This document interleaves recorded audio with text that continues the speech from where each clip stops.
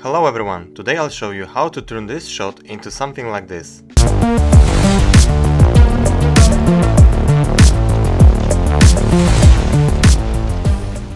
Welcome to Final Cut Pro. Let's start with bringing our shots to the timeline, adjust and cut them into desired length. I suggest to use an easy number to make the keyframing easier. My ones are 16 seconds, which will allow me to divide each clip into 4-second slots.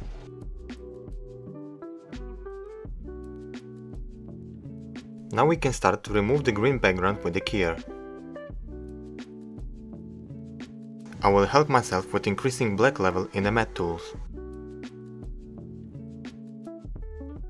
And now it is ready to shape out the can with the mask.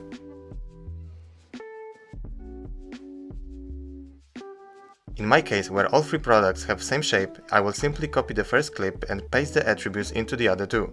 Obviously, if you are using different shape objects, you will have to mask them out separately.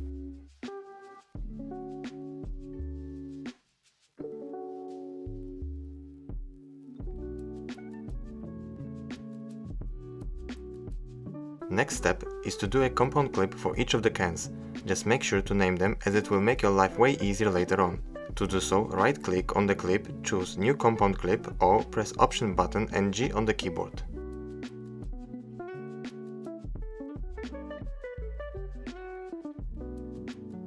Now we are ready to start building up our carousel. First, change your mouse cursor to the position by pressing P on the keyboard or select it in the tool menu. When you grab the first clip and drag it up, it will create an empty clip on the main timeline and will allow us to change the position of all three clips when they are on each other. Stack them up and let's start with the first one. Now, in order to achieve the effect, we have to change the position and size of each can so it looks like it's actually traveling around the screen. I will suggest to mark each keyframe and every frame where the transition ends just to make it more clear. At the beginning of the top clip, set the keyframe on position and scale and move 1 second forward. Now, change the X position to 600 and scale down to 70%.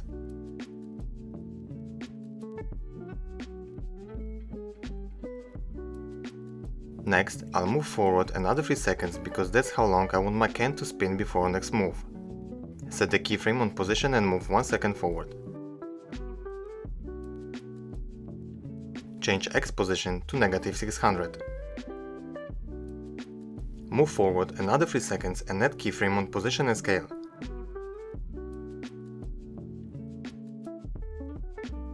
Go 1 second forward and change X position to 0 and scale back up to 100%.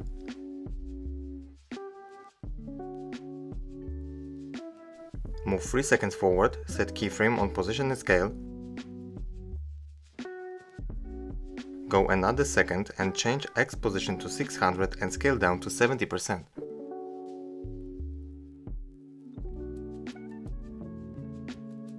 Let's play the clip to see what it looks like. Now we have a can that moves around other cans. Moving on to the second clip, start with changing the position of a can so it appears on the left of the first one. Set position to -600 and scale down to 70%. Add keyframes on both and move 1 second forward.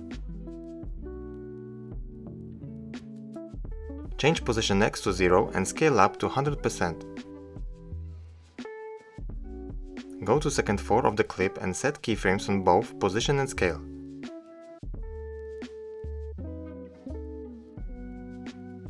One second forward, change X position to 600 and scale down to 70%. Next, move to second 8 and set keyframe on position. Move 1 second and change it to -600.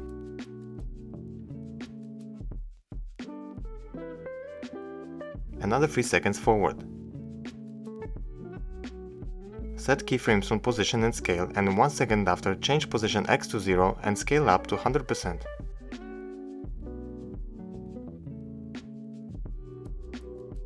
As you probably figured it out, the last can has to start from the right of the first one. Change the X position to 600 and scale down to 70%.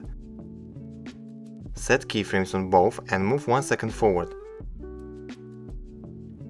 Change X position to -600. Move 3 seconds and set keyframes on position and scale. Go another second forward and change X position to 0 and scale up to 100%. Go to second 8, set keyframes on position and scale. And after 1 second change position X to 600 and scale down to 70%. Another 3 seconds forward, set keyframe on position. And after 1 second change it to negative 600.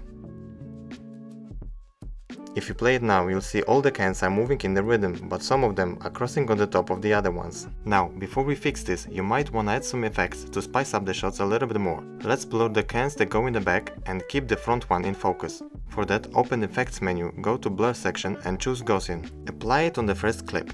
The can is in front, so put it to 0, set the amount keyframe and move to the point where can is moving to the back. Set this up for a desired amount, let's do 25. Now play forward to the point where can starts to move to the front. Set the keyframe, and when it's in the front, set the blur level back to 0.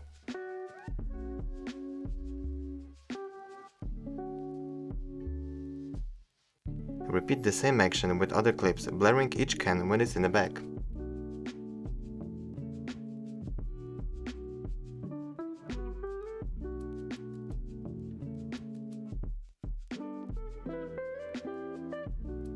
Obviously, there's a bunch of different effects you can add, like rotating the cans or make them float up and down, but we will talk about it in the next video. And for now, let's back to fixing the product carousel. Move on the timeline until you see the first can is popping in front of the other ones. Go back 1 frame and make a cut on all 3 clips. You can do it at once by pressing Shift-Command-B on the keyboard. Now move the top clip to the bottom. As you'll see, now the can is going behind the other 2 cans. Move forward and search for the next can that starts to cover other cans. Repeat the action, cut all 3 clips and put the top one at the bottom. Time for the last can. Right before it reaches another one, cut the clips, put the top one at the bottom, and there you go, your carousel is ready. As you can see, this shot still looks quite boring and needs a bit of upgrade. Like I said before, you can adjust the cans, add backgrounds, titles or generators. Also, the cans itself would look better if there wasn't such a big gap between them. And of course, it's missing music with sound effects. But the main purpose of the video was to show you how the mechanism of the product carousel works. I want to say big thanks to Schiffer for inspiring me. It took me a few months to figure it out. Let me know down in the comments how did you make your products go around the screen, and if you liked the video, please subscribe my channel. Thank you very much and see you in the next one.